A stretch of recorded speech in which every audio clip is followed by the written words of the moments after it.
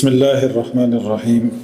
In the name of Allah, the entirely merciful, the especially merciful. In today's talk, we will discuss the word nature.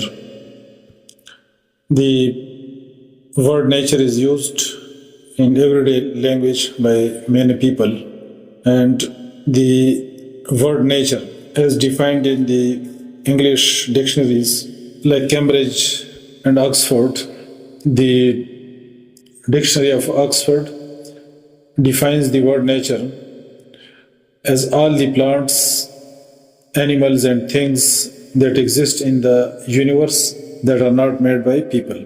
The Dictionary of Cambridge defines the word nature as all the animals, plants, and rocks, etc., in the world, and all the features, forces, and processes that happen or exist independently of people, such as weather, the sea, and mountains, production of young animals, plants, and growth.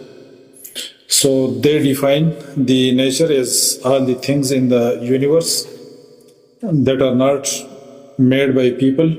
So this word nature is used by many people in the everyday language, but it's a subtle tool of confusion, and it hides the creator. Many people use the words, they are saying nature did this and nature did that, and they say wonders of nature. So many people use this word, the word nature, in a way which creates a confusion and which hides the creator actually. Wonders of nature. Nature did this, nature did that. But these wordings actually hide and remove the idea of creator. According to definition which we read from the Dictionary of Oxford and Cambridge, that all the things not made by men, they do not answer the question, the real question.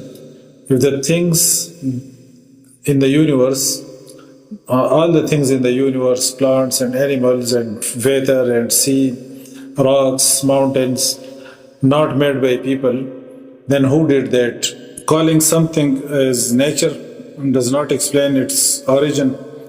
Nature is a label, it's a name given to the creation, and replacing the creator, replacing God with nature does not solve the mystery of existence.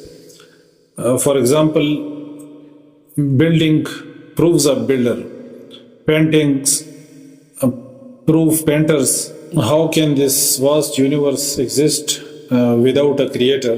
What the people call as nature is actually the creation of Allah Almighty. It's not an independent force. So nature is actually a creation, and nature itself cannot create.